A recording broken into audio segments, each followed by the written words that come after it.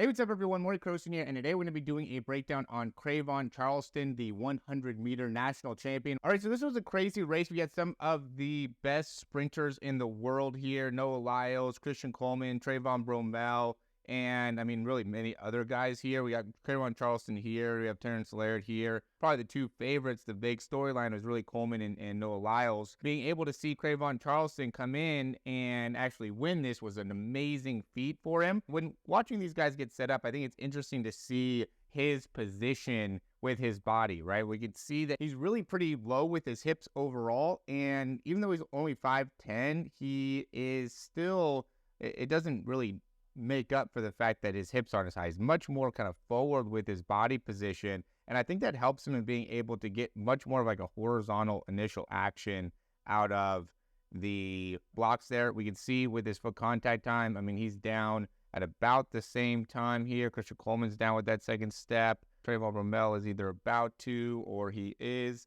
down. But we could really see a great reaction time and a great ability to be able to get his legs through and be able to strike. He has really, really good acceleration here as he's getting going. And I mean, Christian Coleman did a really good job as well with his start with his acceleration. And, you know, that's really something to expect. But, you know, like you see Noah Lyles, somebody that really has his hips really high as he's starting. He doesn't get nearly as good of action in those first couple steps. He's a lot longer on the, not a lot longer, but he's longer on the ground.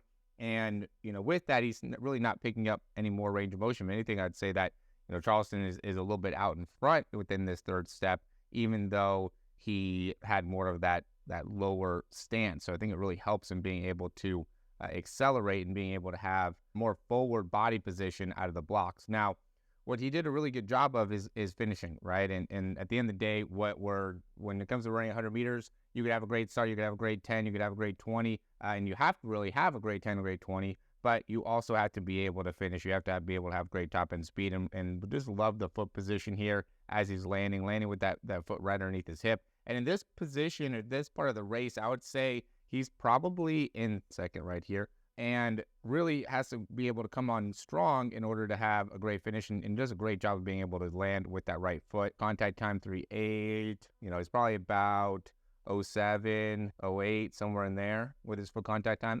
Maybe probably 08, 09. Right? I said that just because on this right side in particular, he's down at 3.8. He's about off right there, which would make it so if he, you know, by the time 4.8 is, he's pretty high up into the air. So he's probably off at about 4.6, 4.7, which would be, 08, 09 with his foot contact time.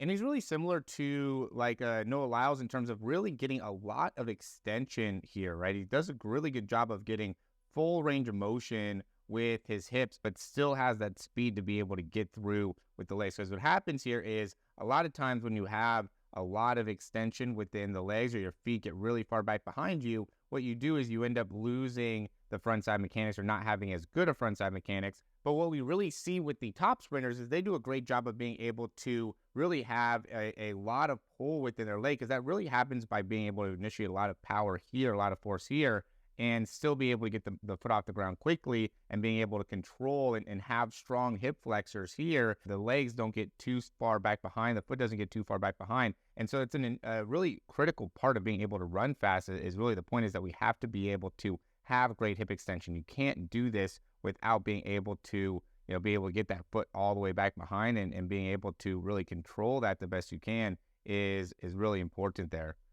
From this angle, we're not able to see great in terms of what's happening with Charleston with his foot. I mean, we could see he's doing a really good job of being able to, again, stay upright. We can see those arms are doing a really good job of pulling back and then inwards and then coming through, right? We're not seeing too wide of elbows as they're coming through. He's doing a really good job of being able to land, again, with the heels going more back, pulling with the foot back underneath, and really landing with a fairly straight leg. We can see that the knee's a little bit turned out, which helps him being able to create more internal rotation off the ground, which is going to be important, being able to create hip extension in general. But yeah, he definitely was able to cross the line sooner there. That was a big upset. I mean, obviously a lot of people talking about how definitely the upset of the weekend, and you know, I would agree in a lot of ways. He kind of came out of nowhere, but at the same time, he really ran really well, leading up to the finals here. So, he was looking great the whole time. Didn't necessarily think that he was going to be able to beat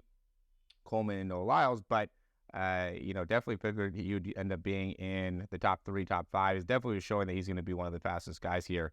And, was able to finish, right? Did a great job being able to finish. And that's one thing when it comes to racing, right? You have to be able to, have great technical understanding and expertise and be able to do that at a really high level, but you also have to be able to execute. You have to be able to put all of this together when it comes to the race. And I see that a lot where it's like, you could see people that have issues that with like their start or like the first 5 steps, or maybe they have issues with their top end speed, and you start to correct some of that stuff and then they'll have a hard time really being able to execute it all together one race, right? You want to be able to not only be able to work on this stuff and identify it, but you also want to be able to actually see the improvements in your ability to run and your running mechanics and what you're putting out onto the track. And so if you end up really not being able to utilize the information to help you in running faster, then again, that's where you need a coach, right? That's where you really need to be able to understand what are the differences between what you're doing and what you're executing in comparison to what you're doing within the practice, and really be able to isolate what are the main things that can improve and need to improve in order to really take your performance to the next level. And it's always great to see a new and up-and-coming sprinter. I mean, the 100 meters is something that obviously the USA is doing really well in, and, this just adds to the really stacked roster that the U.S. has when it comes to being able to compete at a national level. So kudos to Cravon Charleston as always. And, if you have any questions, comments, or recommendations, you can go ahead and leave those down below. Like the video, subscribe to the channel if you want to get more videos just like this. We're going to be doing breakdowns more often just to be able to make it so you can see what in the mechanics end up being important. A lot of the stuff that you see when you go through the sprinting mechanics are things that we talk about both within our speed school, within our programs and our sprinting programs, and within a lot of our videos to help you in understanding how to be able to run faster. And essentially, we just do this to be able to give you more exposure to a lot of the same type of things that we've been talking about for a long time, and a lot of things that I do with people that I work with in person as well. So again, thanks for watching this video. Go ahead and click that thumbs up, subscribe to the channel, and we will talk to you soon.